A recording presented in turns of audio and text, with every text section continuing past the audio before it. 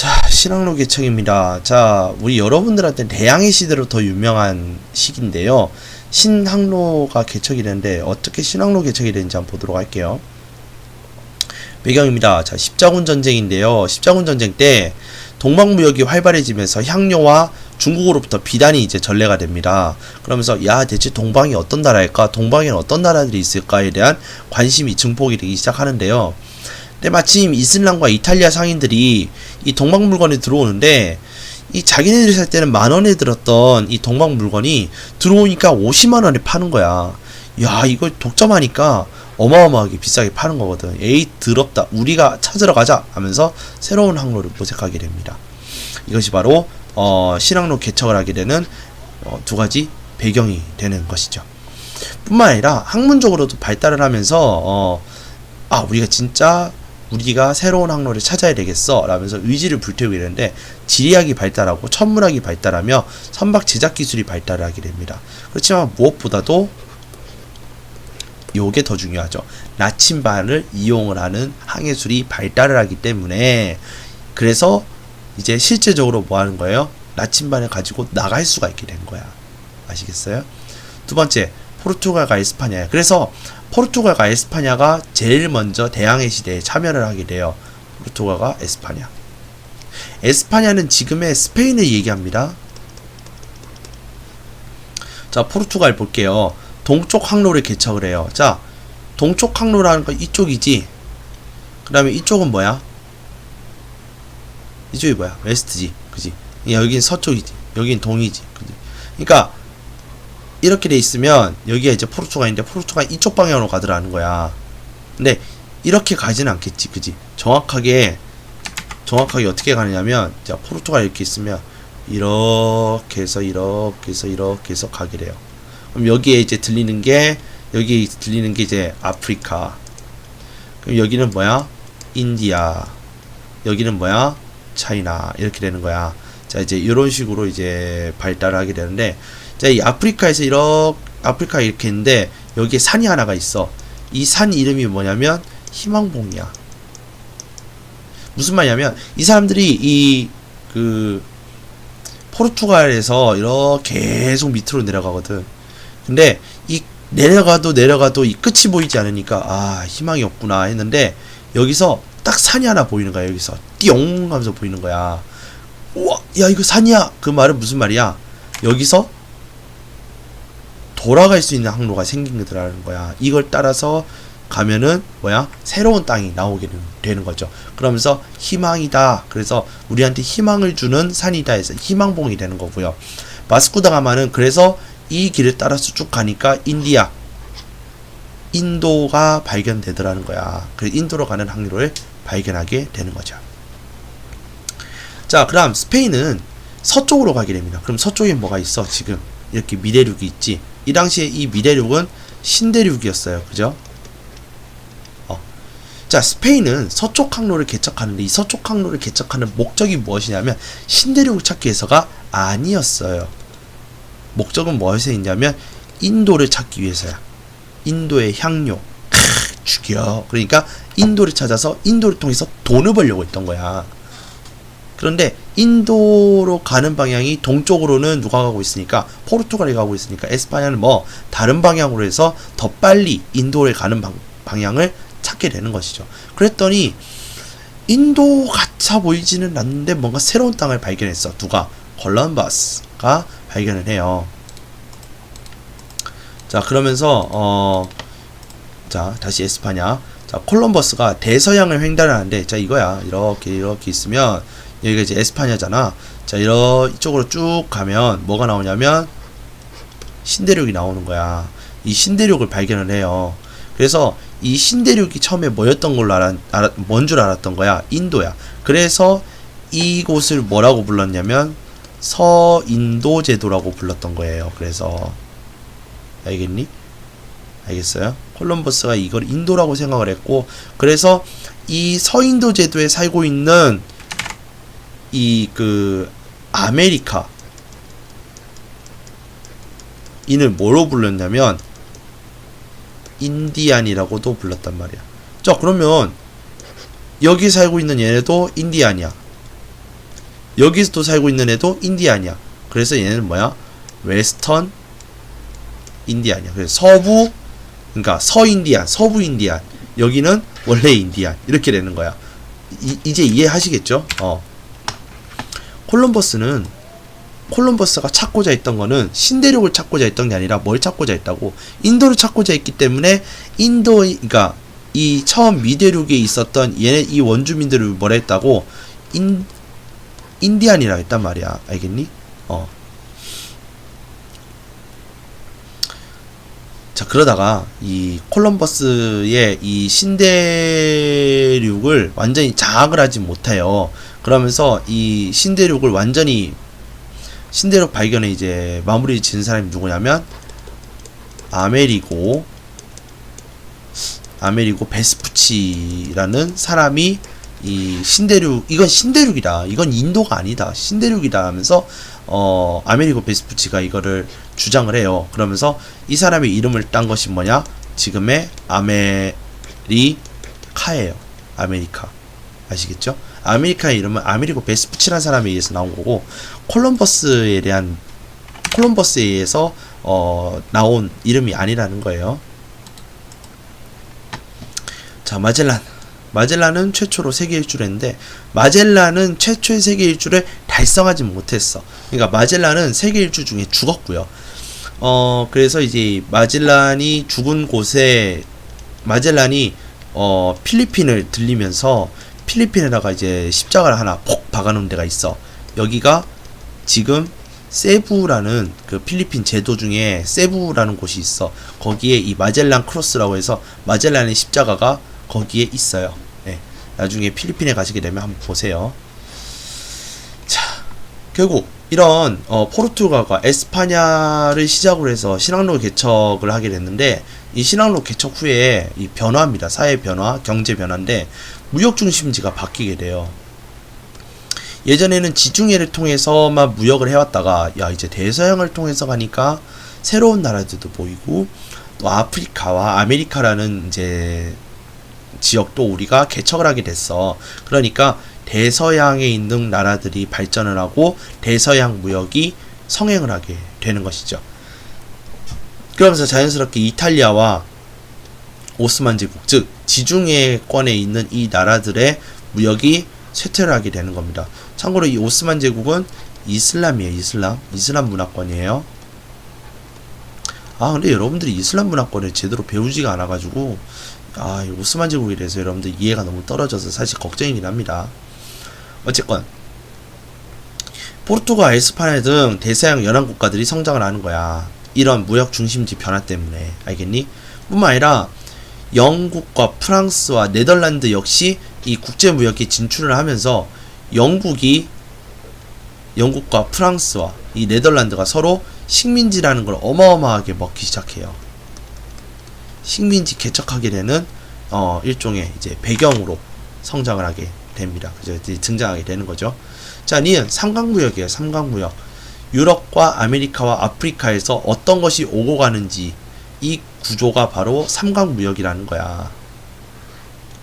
이 삼각무역에 대해서 가격혁명이라는 것과 상업혁명이라는 것이 있는데, 이 두 개 다 여러분들이 봐주셔야 될 것 같습니다. 그래서 이 두 개의 원인이 되는 것이 바로 삼각무역 구도라는 거예요. 자, 유럽에는 모직물을 아메리카에다 수출을 하고요. 무기와 일용품, 면제품을 아프리카로 수출을 해요.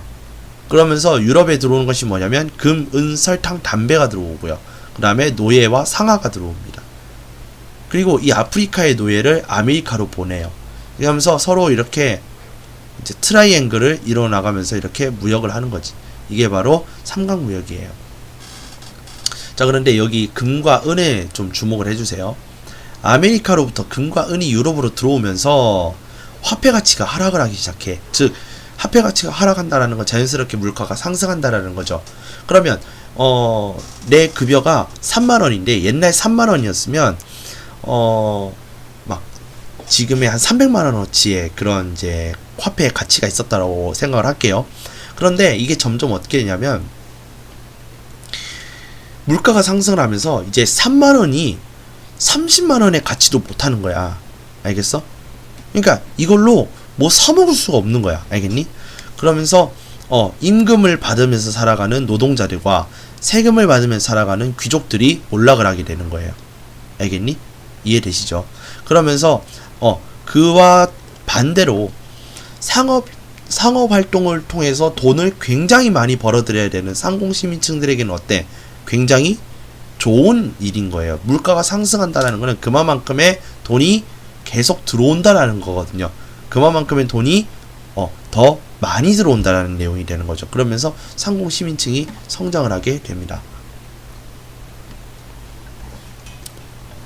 두 번째로, 이렇게 유럽에 들어오는 다양한 설탕, 담배, 상아 이런 물품들은 해외 시장을 바탕으로서 바탕을 하면서 자꾸자꾸 이제 더 많이 제조를 하게 되는 것이, 들어오고 나갈 때는 모직물, 무기, 일용품, 면제품 이런 것들이 들고 나가잖아.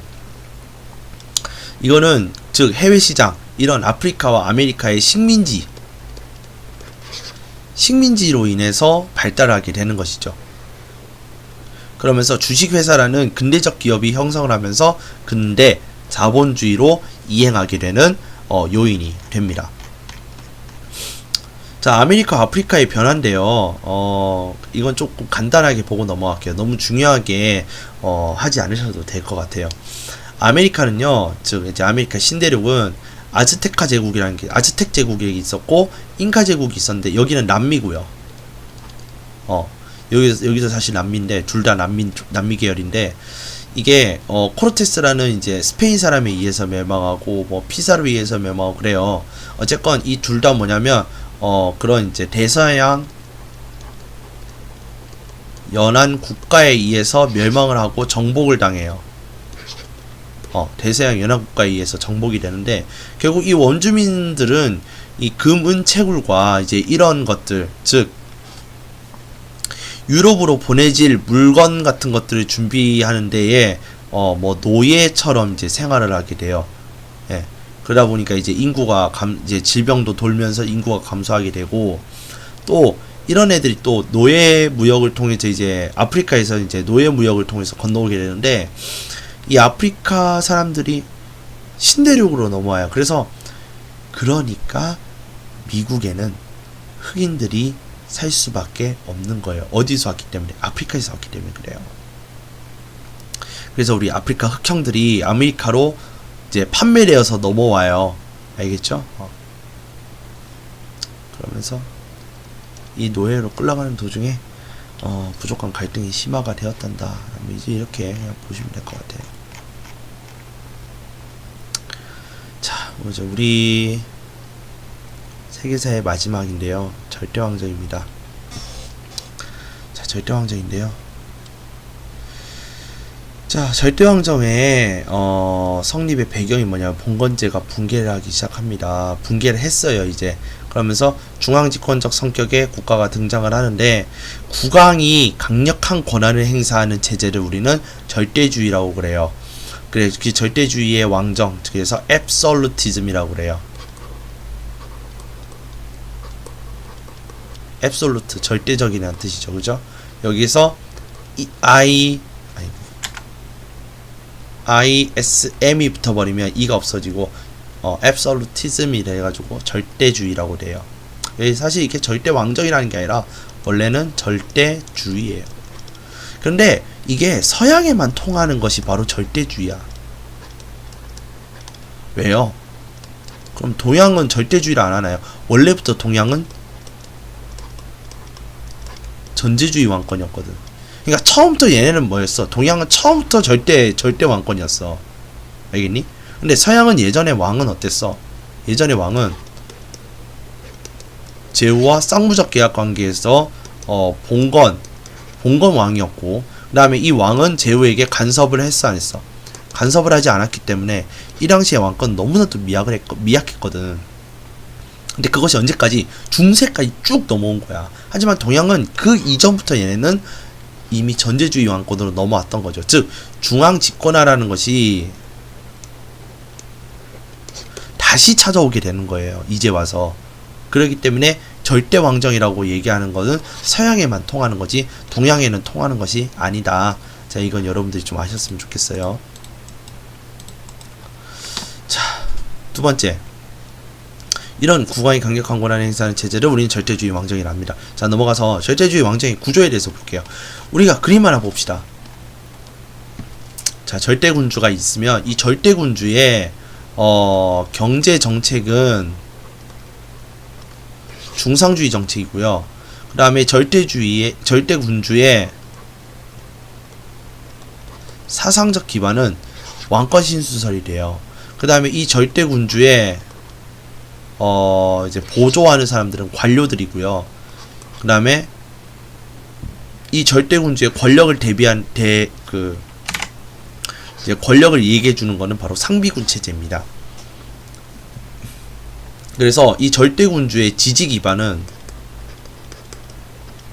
시민계층과 봉건 세력에 의해서 절대군주는 지지를 받고 있다. 자, 요런 이제 그림을 여러분들이 좀 익숙하게 봐주셔야 될 것 같습니다. 자, 먼저 왕권 신수설이 뭐냐? 왕은 신이 내려준 거다. 왕권이란 신이 나한테 준 걸 내가 받아먹은 거야. 그렇기 때문에 내가 지금 행사하고 있는 왕권은 당연히 너네가 복종해야 된다라는 일련의 정당성을 부여해주고 있는 거예요. 그래서 이거는 사상적 기반이 되는 겁니다. 사상. 두 번째, 관료제와 상비군은 자기의 명령에 언제든지 동원할 수 있는 군대와 이를 효율적으로 이행할 수 있는 관리 집단을 우리는 관료제와 상비군이라 이야기하는 겁니다. 이거는 그의 즉 절대주의 왕권의 권력으로서 어떤 이제 권력을 갖고 있느냐, 이제 그런 내용이에요. 권한, 그런 거죠. 기반이에요, 기반. 이들의 그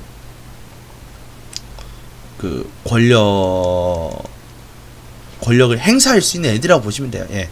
조금 좀 말이 잘 안 나오는데, 세 번째, 경제 구조는 중상주의 정책으로서 외국 물품에는 관세를 때리는 거야. 관세라는 것이 뭐냐면 우리나라의 경제 보호를 위해서 다른 나라에서 오는 물건들에 대해선 플러스 알파의 세금을 부과를 시키는 거야. 그러면 당연히 그 물품은 비싸지겠지, 그지?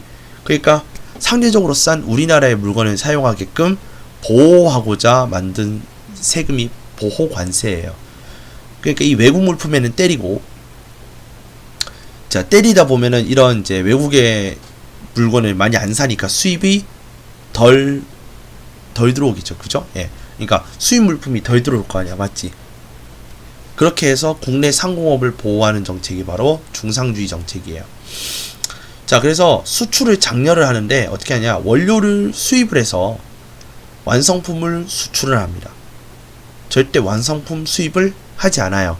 그리고 수입을 하게 되더라도 어떻게 한다고? 보호관세를 때려버리는 거야. 알겠니?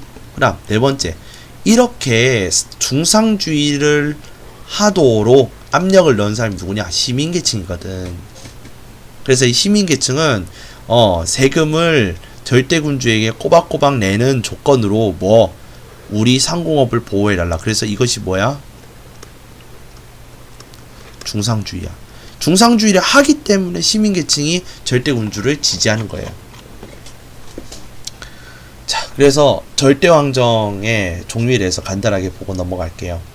서유럽에 절대왕정이 있고요. 서유럽의 절대왕정에는 에스파냐와 영국과 프랑스가 있어요. 자, 에스파냐의 펠리페 2세는 스페인의 무적함대로 유명하고요.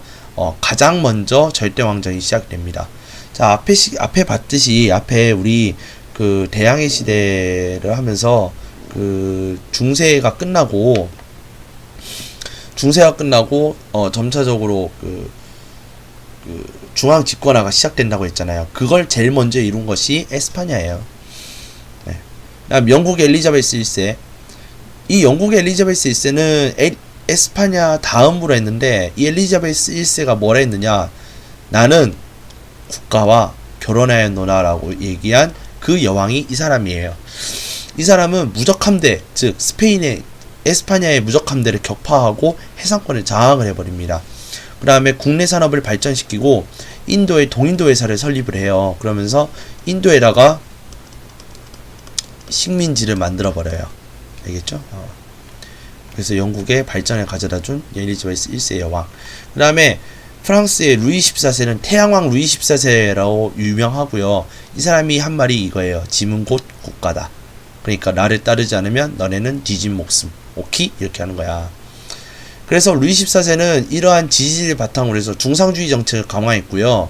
네덜란드와 독일과의 전쟁에서 승리를 하면서 이제 그 영향력을 더 키워나갔던 것이죠.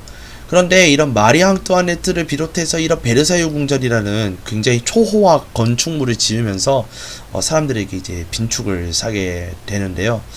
뭐 이거에 관련된 만화 이름이 뭐냐면 베르사유의 장미예요. 베르사유의 장미. 여기에 누가 나오냐면 바로 마리 앙뚜아네트라고 해서 루이 14세의 와이프예요. 와이프.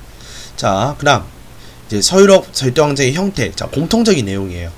국왕은 귀족과 성직자의 권한을 장악을 한 거예요. 그래서 이거는 뭐냐면 정치와 종교까지도 이제 장악을 한 것이고, 그의 왕의 후원층은 뭐냐면 시민계층이라는 것이고요. 이런 시민계층의 지지를 통해서 자유로운 경제활동을 보호해주는 국왕을 지지할 수밖에 없고, 이 왕은 그런 이제 시민계층의 지지로 인해서 더더욱 강력한 권력을 갖게 되는 것이죠. 이것이 서유럽 절대왕정의 공통적인 모습이에요. 그럼 이제 동유럽의 절대왕정은 어떻게 생겼느냐, 어떤 내용이냐, 먼저 공통 내용부터 좀 보도록 할게요. 도시와 상공업 발달이 미약하다 보니 아직도 이 동유럽의 절대왕정은 그 당시에 근대화가 제대로 이루어지지 않았어요. 여전히 중세의 모습이 많이 남아 있었던 거예요. 그래서 상공시민층이 성장하지 못했어요. 그러다 보니 국왕은 기존의 봉건 귀족과 타협 관계를 하면서 이 농노제를 강화합니다. 귀족들에게 있어서 농노들이 해방되는 건 원치 않거든. 그래야 내가 계속 해먹을 거 아니야, 맞지? 그러니까 자신의 그러기 위해서 이 후원층이 달라진다라는 거예요. 서유럽과는 다르게. 서유럽은 시민층이었지만 동유럽에서는 귀족이 국왕의 지지 기반이 되는 것이죠. 그래서 농노제를 강화하게 됩니다. 네. 그래서 오스트리아와 러시아와 프로이센 이렇게 있는데, 먼저 오스트리아에 보면 마리아 테레지아라는 이제 여왕이 있는데요. 이제 이 사람이 그 국가 재정과 행정 개혁을 단행을 하고 국내 산업 육성하고 교육제도 개선 뭐 이렇다고 해요. 예, 중요한 거니까 넘어갈게요. 러시아의 표트르 대제는 우리가 좀 봐둬야 되는 사람 중에 한 명입니다.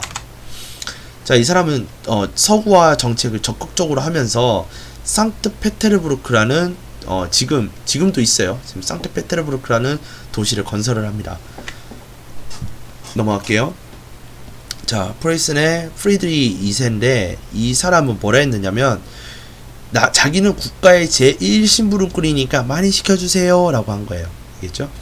그러면서 국민을 계몽시키고 국가를 개혁하고자 노력한 사람입니다. 그래서 부국강병책으로 뭐 이제 이런 것들 했다고 합니다. 예, 넘어갈게요. 그래서 이 시기에 유럽 문화는 과학혁명이 일어나고요. 과학혁명의 대표적인 사람이 뉴턴, 그 다음에 뭐 린네, 제너 이런 사람들이 나와요. 특히 뉴턴에 대해서는 워낙 유명하니까 좀 알아두시고요. 자, 17세기의 문화는 대략 이렇습니다. 베르사유 궁전으로 대표로 하는데요. 호화롭고 웅장한 성격이에, 그 다음에 바로크 양식의 음악을 사용을 했고요. 그 다음에 데카르트의 철학이 굉장히 유명합니다. 그죠? 자, 그러다가 18세기에는 로크라는 사람이 나와서 사회계약론이라는 걸 얘기를 해요. 그것이 계몽사상을 발전시키는데 영향을 끼치게 돼요. 그래서 2번, 3번, 4번은 전부 1번의 영향을 받아서 생겨나게 됩니다. 인간의 이성을 중시하고 인류의 진보를 위해서 낡은 제도 타파 주장. 저 뭐야 이거? 개혁 또는 혁명을 주장하는 거예요. 사실상 들고 일어나라는 뜻이에요. 그래서 대표적인 사람이 몽테스키에와 루소라는 사람인데, 루소는 여러분들이 나중에 선생님 되고 싶은 분들은 여기에 또 나와요. 교육 철학에 또 나와요. 그러니까 루소 굉장히 유명한 사람이니까 알아두시면 좋을 것 같아요. 자, 계몽사상의 영향인데요. 이 계몽사상의 영향, 여러분들 나중에 이제 중3 되면 역사 시간에 뭐가 나오냐면 미국 혁명과 프랑스 혁명이 나와요. 미국은 혁명이라고 안 하고 미국 독립전쟁이라고 얘기를 하고요. 프랑스는 프랑스 혁명이라고 따로 나와요. 그러니까 프랑스 혁명하고 이제 미국의 독립전쟁에 영향을 끼치게 되고 그들의 사상적 기반, 즉 자유라는 말이 여기서 등장을 하게 되는 것이죠. 자, 이렇게 되면 우리가 교과서에 나오는 세계사 중에 유럽사를 모두 다 봤는데요. 시험 범위가 굳이 여기까지는 아마 가진 않겠지만 여러분들께서 기왕 역사를 배우신다면 이 정도 내용까지는 여러분들이 무슨 일이 있더라도 좀 아셔야 할 것 같다라는 마음에서 시험 범위랑 조금 상관이 없지만 우리가 교과서를 한번 다 봤습니다. 학습할 내용이 많은 것을 알고 있고요. 그 다음에 쉽진 않겠지만 열심히 공부를 하셔서 좋은 결과를 달성하셨으면 좋겠습니다. 자, 이제 녹화를 마치고요. 여러분 감사합니다.